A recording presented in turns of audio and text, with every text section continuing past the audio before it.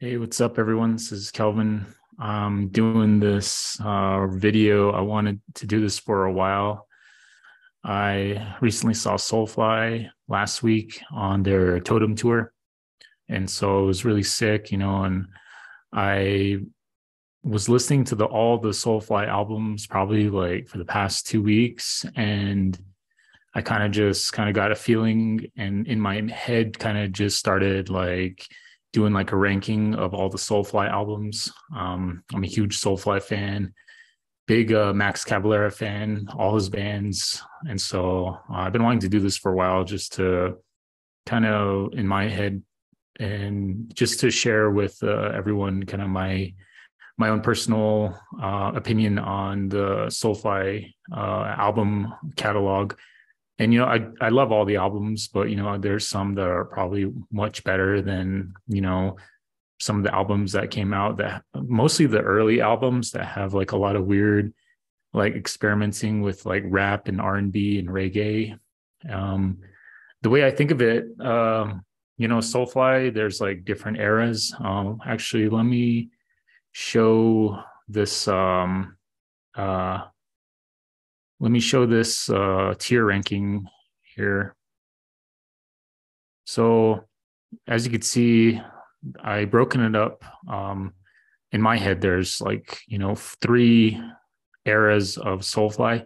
So the first four albums, you could probably say they're more of the like new metal, like, tribal groove metal. Max, just came out of Sepultura with this first album. And so I feel like this Soulfly album is like the probably like the best follow up to Sepultura's Roots.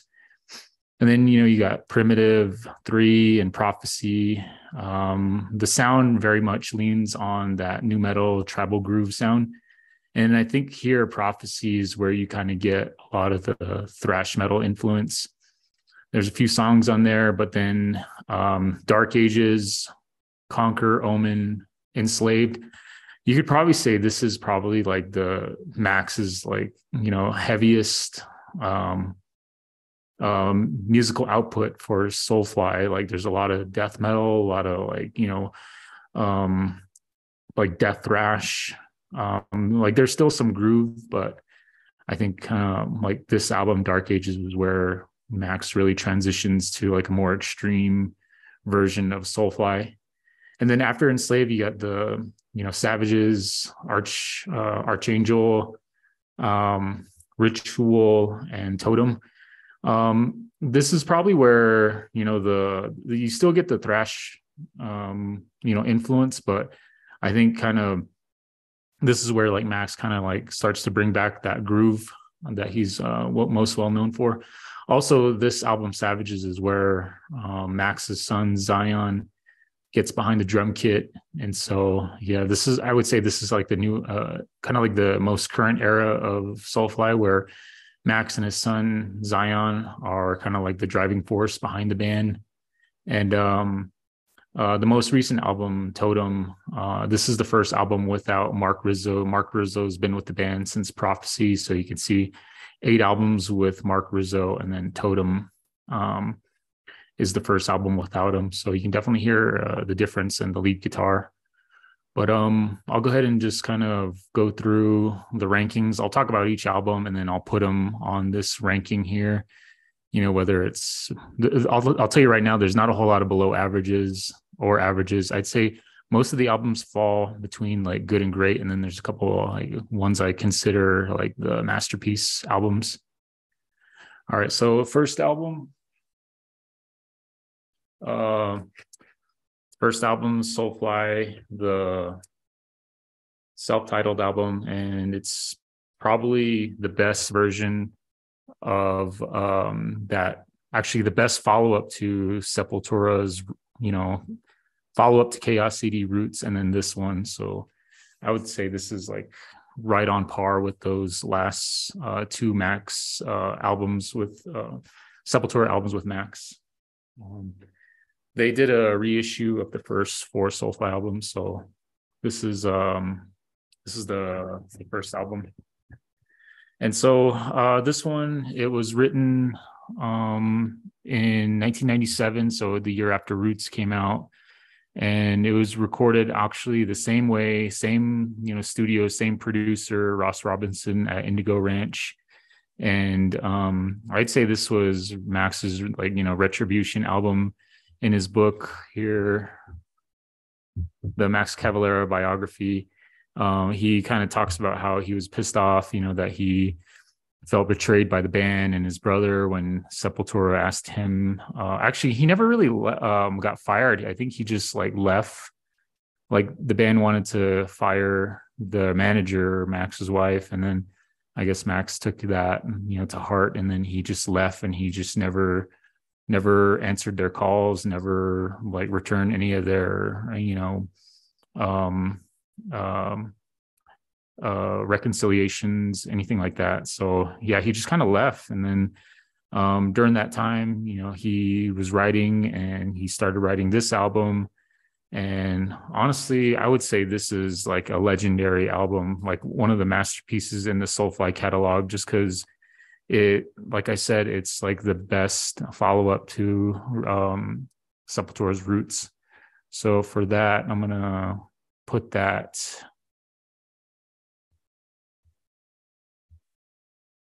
I'm going to put the Soulfly first album up here in the masterpiece category. So, okay. All right. So I'm going to move on to the next one. Primitive. So this was probably my entry point into Soulfly. This came out in 2000. Yeah, the year 2000. I just started high school. And so, I was kind of just jamming to all things nu metal. And I'd say this album is probably most closely associated with nu metal, according to the journalists and the press, mainly because of the guests on the album. That you have Chino Marino of Deftones, Corey Taylor of Slipknot. And then you also got some other guests like Tom Araya of Slayer, John Lennon's son. And then you got some R&B singers and rappers, which I don't know. I cringe at those songs. Yeah, this album is kind of all over the place. There's it's just in all different directions. I don't know. I think maybe having a lot of guests on the album might have probably been, I don't know, it might have hindered the album, just because there's just lack of consistency. But yeah, it's still cool. I mean, they still play a lot of the tracks live, things like Primitive, Jump the Fuck Up. Yeah, my favorite song is probably the Chino Marino song, Pain, and Bring It. Bring It's a more hardcore type of song. But yeah, the songs with the rappers and the R&B singer just I don't know. I never liked those songs when I first heard it, and I'll probably never like it. And so for that reason, I'm gonna put Primitive as a good album. Okay. And then next is Soulfly's third album, entitled 3, came out in 2002. I would say this is a pretty good album. They kind of start playing a little faster, the tempo is a little faster. I think songs like Downstroy and Last of the Mohicans is where you kind of get some of that thrash, little dabble of thrash in those songs. And then I don't know, Max is still trying to write R&B. Yeah, the song Tree of Pain, he uses the same R&B singer from the previous album. And so I don't know, I still can't get into that. I feel like if Max wanted to write R&B and rap and reggae, he probably should just started a whole new project. But see, for that reason, I'll put, it's a good album. Yeah, I'll probably just put it as I'm thinking, should I put it as good or average? I'll put it in the good album, good category. Okay. And then this one, the fourth Soulfly album, Prophecy. This came out in 2004. This one's a cool album just because this is the first appearance of Mark Rizzo, and then he later on, appeared on like 8 of Soulfly's albums. So I'd say Mark Rizzo has played a big role in like the Soulfly catalog, and this is like his first appearance. But yeah, this is where they really start to go like kind of with the thrash metal. And they start to incorporate like the tribal like groove sound with the thrash metal. Um, yeah, like the first 3 tracks, Prophecy, Living Sacrifice, Execution Style, those all have like a thrash tempo. um but yeah, I think there's a reggae song. I think it's track number 7, Moses. I read in Max's book, it's a song that's about I believe Moses was his grandson. And so writing that song about his grandson, although it's a reggae song, I still can't get into it even when I listen to it now. I mean, it's a cool fusion of like metal and reggae, but like I said, if Max wanted to do like reggae, R&B, or hip hop, he should just like started a whole new band besides Soulfly and did that. Um, but yeah, I remember this when this album came out, I noticed that like Soulfly started like appearing more and more on the Navajo reservation. Like they would play like in Tuba City, Window Rock. They filmed the video, Prophecy, at Monument Valley. So then I think Max really, started to kind of, work with the work and play shows with the Navajo Nation, which was really cool. And I'd say for that, let's put it on. Sorry. Let's put it on the great section. Okay. All right. The next one, Dark Ages. This came out in 2005. In Max's book, he talked about this album was like a difficult time for him. I think he started writing the album right after Dimebag Darrell was murdered. And then he also, his grandson Moses, like passed away from an unknown cause. And in his book, he kind of mentioned like, he regretted like not, spending a lot of time with his grandson just because, he was like hooked on like alcohol and painkillers. And so he kind of felt bad that like, he missed a lot of events in his grandson's short life. But yeah, I just got the CD here. And so he entitled the album Dark Ages. And so this is the album where he kind of like just pulls away all the like non-metal influences. So there's no more like rap or hip hop or R&B or reggae. It's just like, full on like thrash metal. And also the cool thing too about this album, the album cover was done by the artist who did some of the classic like Sepultura album art, Michael Whelan. I think he did the Beneath the Remains and Arise album covers. Yeah, it's a freaking sick album. Oh yeah, and another fact from his book was that the track Corrosion Creeps, he wrote that as a kind of like a tribute to Chuck Schuldiner of Death. And so yeah, so for that reason, it's a sick ass album. I put it as great here just because it marks the album where he strips away the new metal and the reggae, the R&B, all that stuff, and it's just so kind of like a full-on thrash album. Okay. Next album, Conquer.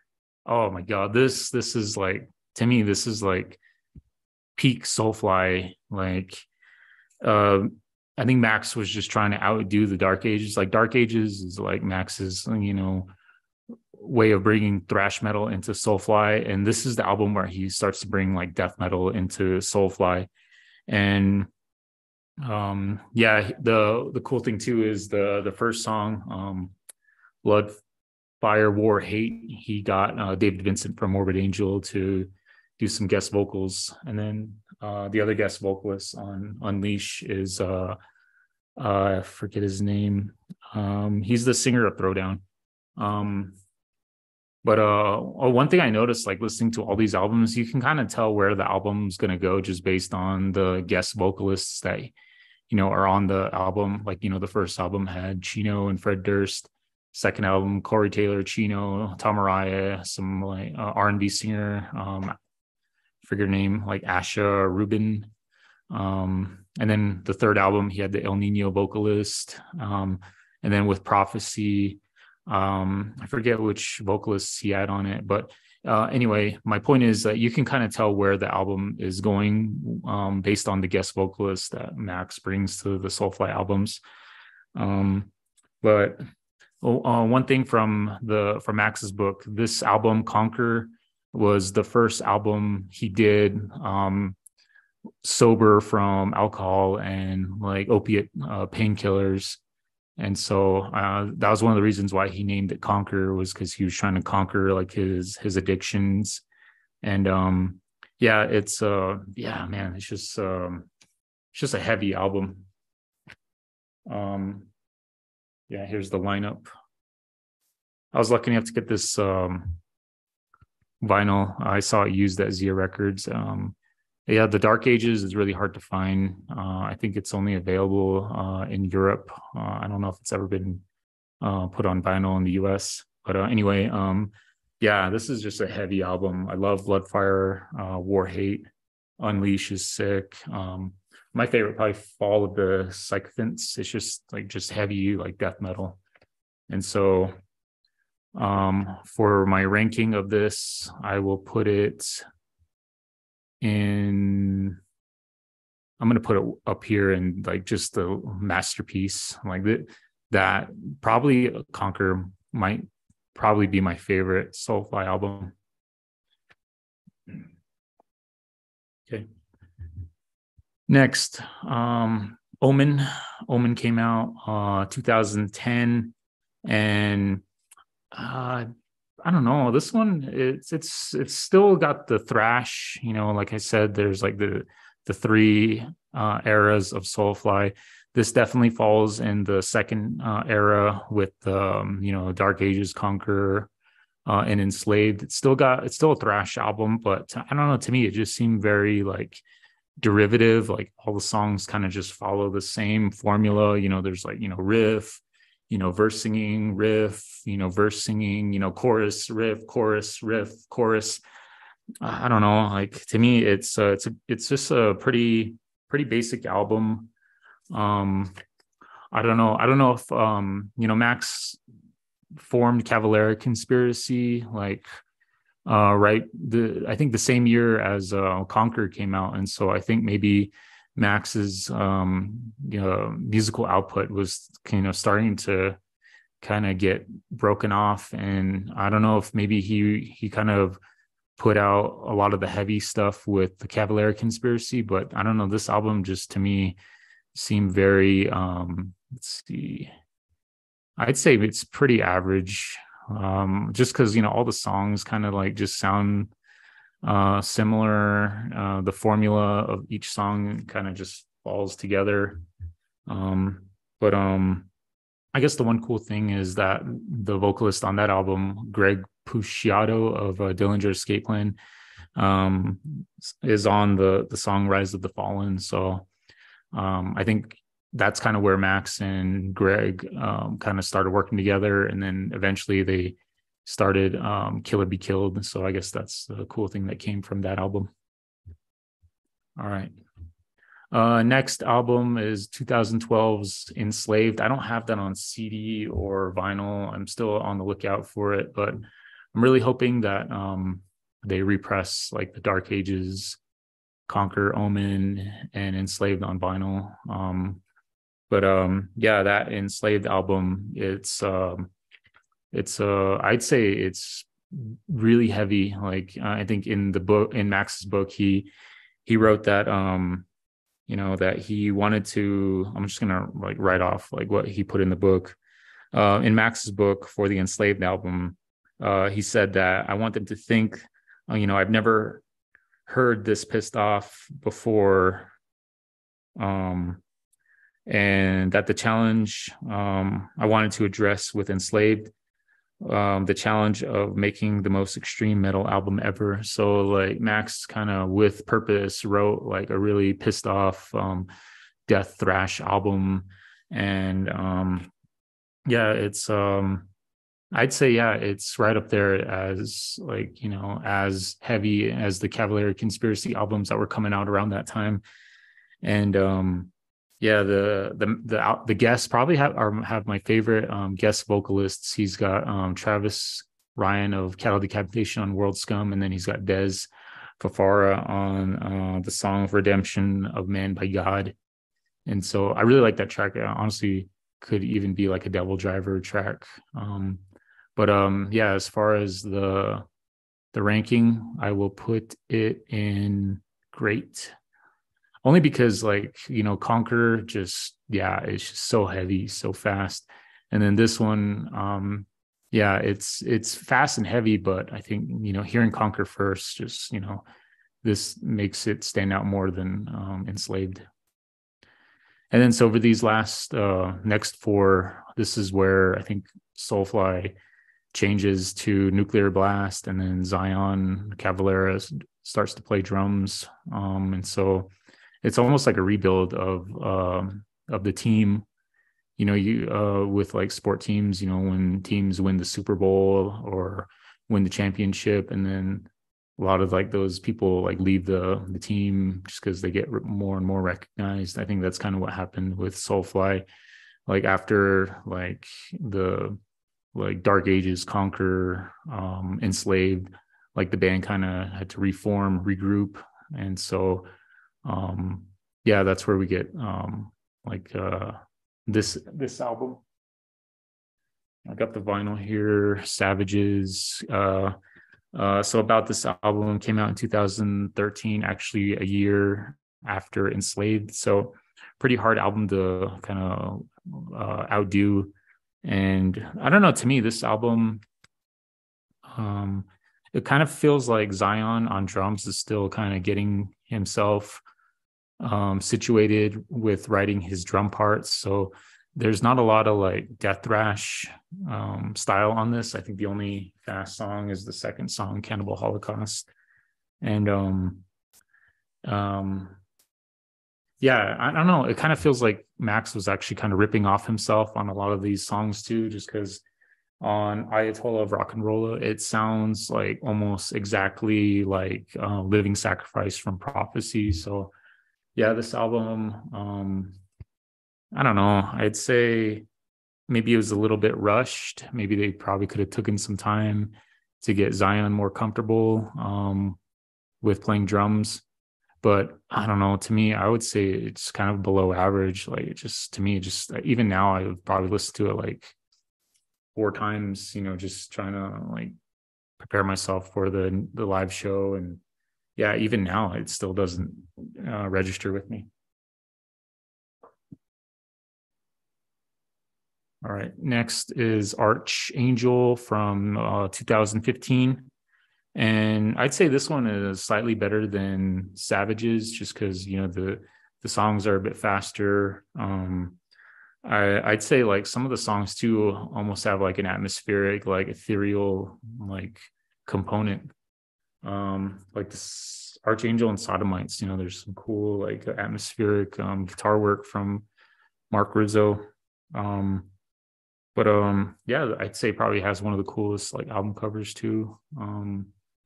And I'd say, yeah, it's a good album. I mean, it's not as heavy as like Enslaved or Conquer, but definitely a step up from Savages. So I'd probably put it in the average category. Okay. We're getting down to the last two. Let's see. Okay. Ritual 2018. I would say this album right here probably is the most all-encompassing Soulfly album, just because it has like all the different styles, like from, you know, going back to the first Soulfly album, you know, with like all the death thrash from stuff like from Dark Ages and Conquer. And you know, he even brings back the tribal like chanting, like with the opening song Ritual and the closing song Blood on the Streets. And he's got just like some super like heavy death thrash songs on The Summoning and Under Rapture. Under Rapture has Raw Stolen Immolation. So you could see that when the guest vocalists are listed, you can tell where the album's going to be going. And Dead Behind the Eyes has Randy Bly of Lamb of God. But yeah, this is really awesome. Also, you know, the chanting he used, Max recorded with some Navajo chanters. I don't know their name off the top of my head, but I could probably tell you right now about the people who are chanting on this album. Let's see. It says chanting Blood on the Streets by Josh Loma Teetema. Sounds like he's Hopi. And see the chanting on Ritual by Gary Elfie. So yeah, really cool album. Like, yeah, it brings all the things that make Soulfly such a unique band. And sadly, it's the last album with Mark Rizzo. So as far as my personal ranking, this has got to be a legendary album for sure. Yeah, definitely. Just I don't know. It's heavy. It's got the groove. It's got the tribal, like groove and chanting, like everything, you know, that from the Roots album. Yeah, it's just probably one of the best. Probably my second favorite after Conquer.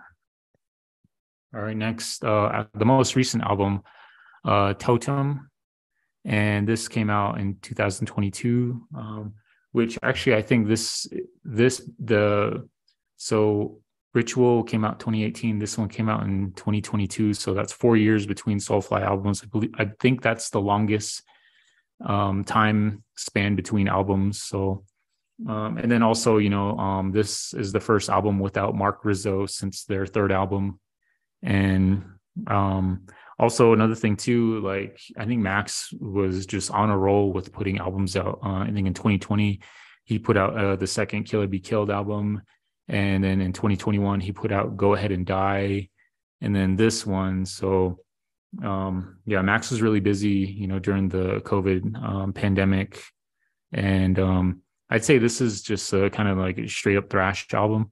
The only track I could really hear some of that groove is Rotten Pain. And yeah, like the opening riff kind of just has like a cool like groove to it. But yeah, I would say coming off of Ritual, like Ritual, you know, reflects the whole career of Max from Soulfly. And then this one is kind of like almost like probably the beginning of probably the new era where, you know, I'm pretty sure Max will probably find a more permanent lead guitarist. And I think right now he has this guy named Mike DeLeon who's doing lead guitar for their current tour. And I believe I think he's kind of like a thrash death metal guy. And so I don't know if he plans on keeping him for the long run. I was really hoping that he would get, I think, Daniel Gonzalez. He had him play on the Cavalera tours last year.